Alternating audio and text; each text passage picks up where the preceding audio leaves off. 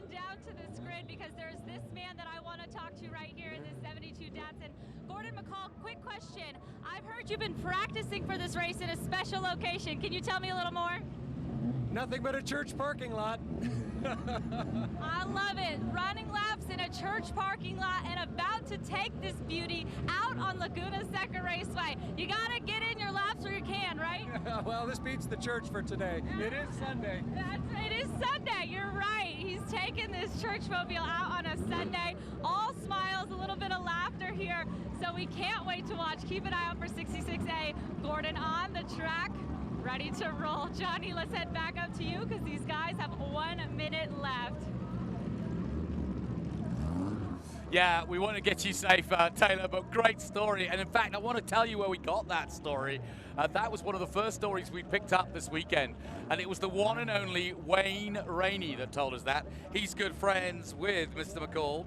And he was saying he is serious. He has been practicing in his Datsun 510 to try to get up to speed. So great story, best of luck, and he'll be going round and through the Rainy curve as the day goes on. So just another one of the classic stories here at Velocity Invitational. Hope you're enjoying it. This is the third iteration of Velocity Invitational, and we are so looking forward to this next Group 8 set of cars, because as you can see, it's very much dominated by manufacturers from both Europe and from Japan, because this is an era of 66 to 79 when the under 2-liter Trans Am SCCA B-Sedans and C-Sedans were all the rage, and they really took the world by storm. And I say the world, but the American race scene, I should be more correct in saying, because it really was a special time for these cars. And this is their feature race. Plenty of BMWs as well. And as it is today, production cars are still part. In modern Trans Am, we have TA, which is the 850 brake horsepower, almost unlimited power TA class. Then TA2, which is limited to 550, and that's now effectively the flagship of Trans Am, with fields of some 40 plus at each and every race. And that is really, really exciting. And it's still as exciting as you just saw the historic versions. Well, the modern version is as exciting. And then we have our production class, our GT class, and we have production racing from those cars as well. So yeah, always worth watching a modern Trans Am race, and they'll be on CBS Sports Network for the COTA race. They were just on this week with the VIR race, and coming up in a couple of weeks we'll have COTA.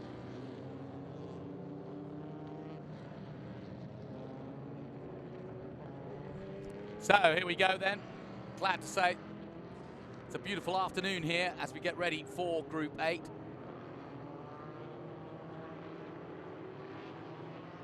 Now, in the time from 66 to 79, Richard Nixon inaugurated as the 37th president in 1969. PBS came to be in 1970. And the first African-American Major League Baseball player, Jackie Robinson, died back in 1972. So just to put you in position of what was going on back in the late 60s and early 70s. And just to be a little bit political, Roe versus Wade, a landmark Supreme Court decision, legalized abortion back in 1973. Ha! It's not like me to be political. Just telling you the news, folks. Just telling you the news. Moving right along. BMW, Alfa Romeo, Porsche, absolutely fantastic. And we get ready for what is a huge field, to be honest. Also out in this one again, Jeffrey O'Neill. Adam Carolla's in this one. He's in one of the Datsun 510s. And great story. Adam coming to join us here in the booth yesterday. And of course, a very famous filmmaker and podcast purveyor. And great to have him in the booth and talking about not only his latest projects, and by the way, he was telling me that he's got a project coming out about Dan Gurney and also about Bobby Rahal. So really looking forward to that. And I'm just looking out the corner of my eye as Pato O'Ward is about to come into the booth, I think. But I can see him out the corner of my eye for sure. And I'm looking at Tanner Faust as well.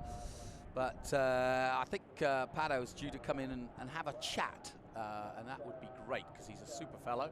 And we can talk a little bit of IndyCar. And we can talk a little bit of Trans Am. And he's limbering up as though he's going on a looks as though he's going on a big marathon run somewhere. But he's getting a couple of selfies before he comes. But here we go then. Group 8 feature race is underway. Trans Am at its finest. Porsches, BMWs, all the way. And I'm joined, like I said, by Patricio O'Ward. Come on in, my friend. Pato, take a seat. Hello. Mexico's finest. Here he is. How are you? I'm good. Oh, what do I... No, you're on, man. I can hear you. Oh, you can hear me. Okay. Can you hear yourself? No. Oh, well, that's... don't worry about that. I can hear you. Hey, what a weekend. Oh, man, it's... Oh, what a phenomenal experience. I can't explain You're how... still smiling, are you? Man, how specially it just feels to drive that car. Oh, I don't know how else to express it, you know? As we're watching a whole bunch of Trans Am cars here in our Group 8, and we will talk about what's happening on track, but I got to talk to you. Pato O'Ward, of course, is the current Arrow McLaren driver here in IndyCar, doing a hell of a job, I may add, but came here last year and sort of, well, it was part a bet, part a sort of, hey, come and race my Formula One car, but he gave you a run both at Abu Dhabi and here at Velocity, did Zach. And since then, you've never looked back because you come back again. Tell us what you've been driving today, because you got Ayrton Senna's car yesterday, and what did you drive today? Same car. So okay. I've been driving Ayrton Senna's 1990 MP4 5B. Were you channeling your inner Senna? Of course I was. Man, I mean, it is the car. I mean, it's the car that you still watch onboards, you still see videos about it.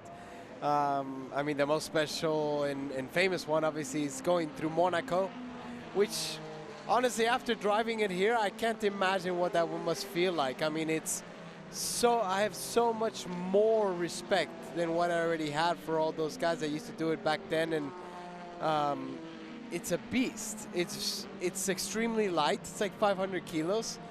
It's got V10 in the back, and the thing just loves to move around, and I can't express how special and how different and raw that felt driving that race car. And you're one of the few guys that can make the real comparison between the current McLaren Formula One car, or at least a modern one. Drove one last year at Abu Dhabi. How does it feel in comparison? How has the world changed at McLaren, and what those cars could do back in 1990 and what they can do now in 2022? So the modern Formula One cars do not like to move around. Okay. They are planted, and they like to be planted, and you can't really, there's two types of cars, and the MP4 5B, which was Senna's, likes to get driven by only one axle, and that's the rear of the car. Right. I mean, the way it just moves into the corners, and the thing's just dancing on top of the racetrack, and you kind of just in sync with it, trying to see what it likes, what it doesn't like. But the Formula One cars now have so much downforce, and they're so sophisticated. Their window of operation in terms of power band and how the car likes to get pitched in order to get the front to work. I think it's narrowed down. I think the cars are definitely, a little bit more specific in how they have to be driven. But man, this 1990 McLaren F1 car was, it's everything you expect it to be. Just so alive. It has so much life. Before you got in it yesterday, I noticed you said, "I know it's going to be a beast." And that's an expression you usually use for an recalcitrant car that won't necessarily do what you want. when you won. Was it the beast that you expected, or was it, like you said, was it easy to dance with? So in terms of how the car was behaving, you know, going into the corners, I mean, again, I didn't really push it to its limits, right? It's quite a bit of value in my hands. I didn't want to get myself into a bad situation. Yeah, you don't want that headline, do you? No, I do not. But I was hustling, and I was pushing it a bit, and the wheelbase is so much shorter than what they are now. Right. And the cars are just very reactive and just, you know, they move around. They move around a lot, and I was amazed with how much traction there was, actually. The rear tires, I mean, the car is just, it's low and just fat. I mean, the thing is half the track width. And exiting the corners, the amount of the traction was a lot more than I thought. A lot more than what I was expecting. So it's just... All right, let me ask you another question, because you can make a good comparison because you race here in Indy. How does it feel? I mean, you mentioned the weight. Obviously, it's a very lightweight car. All Formula One cars are. But compared to what you race around here in IndyCar, how does that feel in terms of feeling in the car? So the IndyCar is quite a bit more alive when it comes to inputs and everything compared to the F1, modern F1. Yeah. So I guess in terms of driving style, this was a bit closer to what the IndyCar is like, but it's 500 kilos. So the amount of weight that you're moving around just feels so much more agile in this car because, or in this MP4 5B car, because it weighs 50% of the weight that the IndyCar weighs. And it's everything you wish it is, and it's just a phenomenal piece of machine. Well, we're watching, obviously, our Trans Am car. We're watching the number 90, Jim Frola, leading the way. We've got Pato O'Ward listening to us and talking to us about his experience this weekend. And what about this new McLaren driver they picked up? I mean, a little bit of competition here. This kid Mario from Italy. What do you think? Has he got some potential? Ah, man, I think he's trying to get some super license points. I know. Yeah. Well, no, what a thrill, though, hey? Man, he's someone that needs no introduction. Yeah. And it's probably the biggest or one of the biggest names in motorsports ever. And what a great guy. And you can tell he's such a racer because he got out of the car and he was mad. He was mad that he couldn't really push it more, and he was mad that they told him to do 3 laps and he kept going. Oh man, he's just, you can tell he's such a racing driver. I so envy you, and I you know, when I'm at a historic race like this, and I hear the stories of Bruce McLaren and Denny Hulme and you know, Chris Amon and the Rodriguez brothers, to put a Mexican flavor to it, they would race both in Formula One and in sports cars, come and do a bit of Trans Am. And I'm really pleased for you because you're kind of getting to do a little bit of that, which is, sure, your dedication is IndyCar right now, absolutely.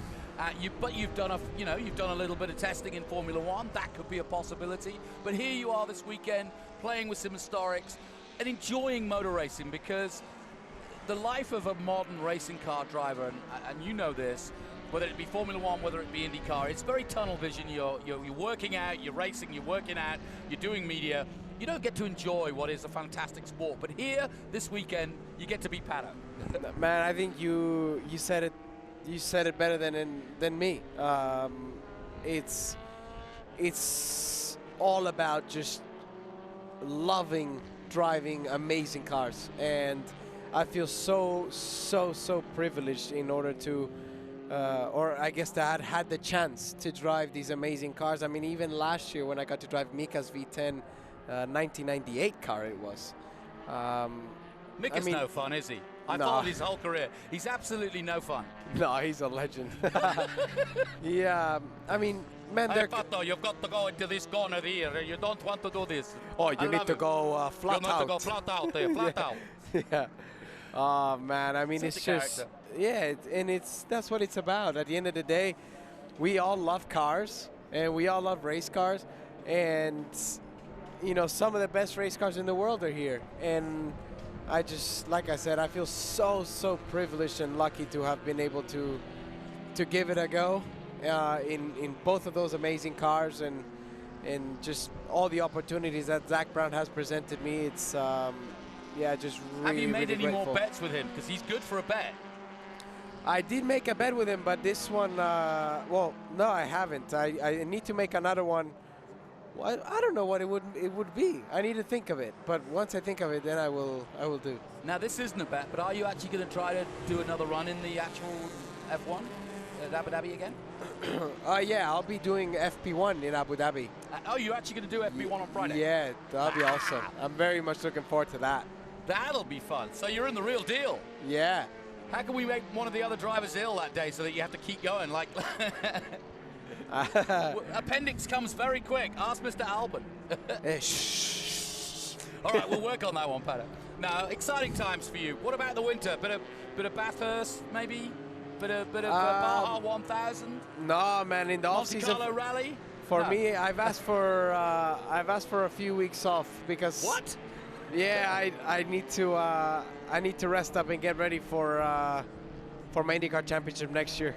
Well, listen, thanks for coming in and talking to us. You're always welcome here. I'm glad. That smile on your face, I just love it. I know you've had the weekend that I wanted you to have because you've just got it ear to ear. Last time I spoke to you, you were at Miami, and you'd just done your first test in the F1 car, and you were like, yeah, it's kind of fun. I'd like to have another go, and now you've got the chance on a Friday, so I'm happy for you. But I think these weekends are ones that you'll remember for a long time, right? It's probably one of the most special days in my life. I never thought I'd be driving such a special machine, to be fairly honest with you. I mean, it doesn't even make it to the bucket list because you never even think it's a possibility. Yeah, exactly. Insane. Well, listen, best of luck next year for Aaron McLaren. Go for it. We want you to win an Indy 500 win, if not the championship. That's my pressure on you. All right, that's my plan. Let's do it. Okay, let's do it. I'll be there with you at the 500. Don't you worry. At least to spray some milk at you if I can. But hey, thanks, Pato, for coming up. Enjoy the rest of your weekend. Thank you for having me. Get some rest, and we'll see you next season. Sure will. Later. Pato O'Ward doing a brilliant job as always.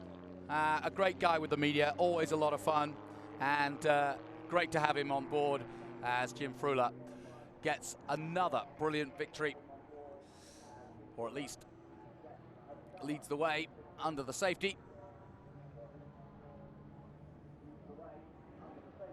Rob Fuller in second place, and Alan Benjamin. We had Alan Benjamin in here, 4 laps to go. I thought they'd finished, but they slowed down there for a moment. I took my eyes away, and there they were. But I was just saying goodbye to Pato. But yes, we are under safety, and we have 4 to go. But it's the BMW out front. Jim Frula in the 88, followed by the 72 with Rob Fuller and Alan Benjamin in that Porsche in 3rd position. Richard Stewart Mill in the 18 is also right there as we continue our coverage of Group 8.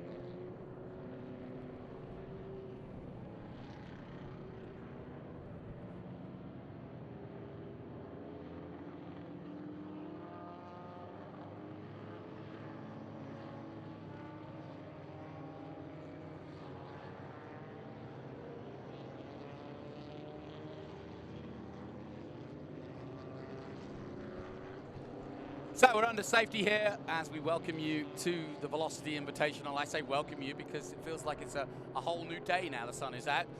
And we're about to speak to Gunter Works in a moment, but we'll just get this Group 8 race done and dusted for these boys because they're doing a hell of a job. But we're under safety, but it's going to be a bit of a sprint, I think. And we've got 3 manufacturers at the front. So that's an exciting prospect too. And watch out for Alan Benjamin, who's probably looking forward to see if we can get this restart from 3rd place in that all-white Porsche. 1968 911 TR.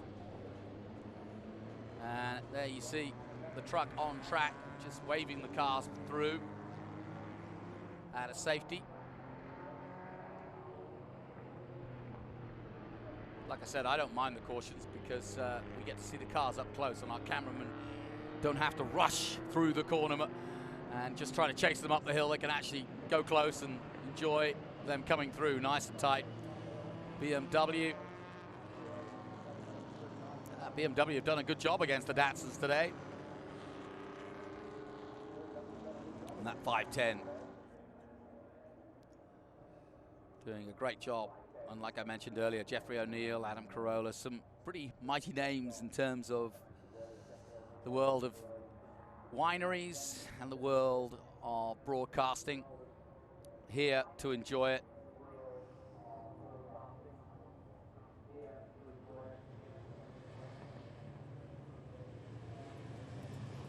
Now, coming down through the corkscrew, hopefully. I don't know how far that truck was away from actually leaving the tracking and letting us go racing, but you've got about a 30-second margin now before they get to the start-finish, and we'll soon tell whether the pace car's coming off. The drone shot actually gives us a really good view of whether he's actually going to pull in or not as we come out of Rady down towards that right-hand at turn 10. It's only when I first saw the drone shot that I realized just how tight turn 10 is. It looks a lot more sweeping when you're down low or on board, but when you see it from above, you see how tight and right-hander it is. And sure enough, the pace car is coming off, so we'll have a sprint to the finish now here in our Group 8. My thanks to Pato O'Ward for coming in, the IndyCar driver for Arrow McLaren. And yes, we were a little distracted, but we had to talk to him about his Formula One experience. Here we go then. Away they go, the green flag waves, and it is a fight between three different manufacturers. The Datsun 510 hounding down on the BMW, and Alan Benjamin in the Porsche in third place and looking for a way through. Datsun versus BMW, Germany versus Japan. It was great getting John Morton and Peter Brock in here earlier to talk about the rise of the Datsun 510 and what it meant to the Japanese to go racing here against the likes of BMW and all the muscle cars from America back in the day. And here it is in action, frankly. And this is when Japan decided not just to show up and race in America, but Katayama, the boss at the time, had grown up and gone to college in America, and he saw the value of letting the Americans do what they do and bring Japan as they saw best into racing. And they did it with such great effect that it actually literally launched Japanese cars into the American market in a big way, and they've never looked back. And of course, as you know, today every freeway is absolutely full of Japanese marks, as well as the Americans and of course still the European car. So it's a classic race. Look at this, nose to tail, these two, and they are going at it. Absolutely fantastic. The BMW 1968 takes on the 510. 68 versus 71. They come out of the corner. The last corner, who's going to have the drive? The BMW's got good grunt. But here comes that Datsun, 2 laps to go.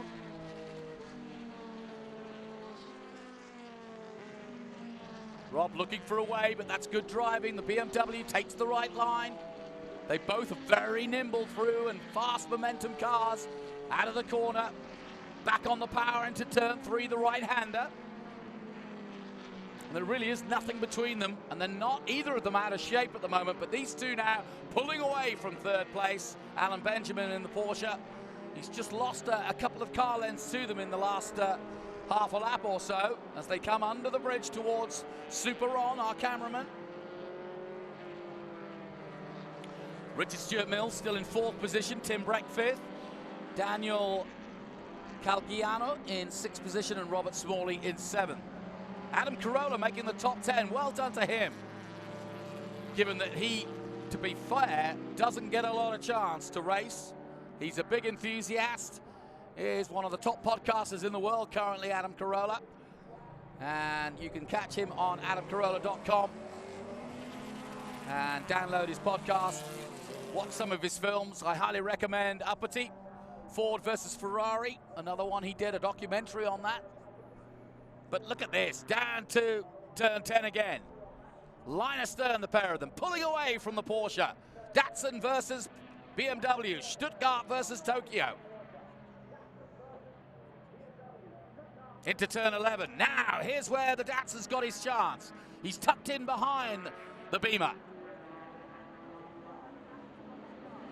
Out comes the white flag. Last chance hotel then, down to Andretti. Mario watching on, I'm sure. almost side by side. He tries to do the undercut, but he's cut off by Jim Frula, who's doing a great job of holding off Rob Fuller. Fuller's closer than he's been before as they go through 3. And he's certainly going to make a go. And will it be up the hill? Alan Benjamin trying to stay with them in 3rd position. But I think he's going to have to settle for that at the moment. With these two going away, they are. But that Datsun, that all-blue Datsun, trying to force a mistake out of the BMW, but Frula's wise to it. Now the climb up the hill. Who's got the power? Pretty evenly matched in the last couple of laps. But if anything, I would argue that that 510's just got a bit more drive, a bit more grunt. Maybe a chance on the inside at the corkscrew. But Frula's taking a good defensive line, sticking into the middle of the road. That's how you do it.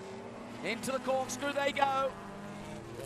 The next possibility at the inside of Rainey, or around the outside if you're really brave, but you've got to have more power to do that.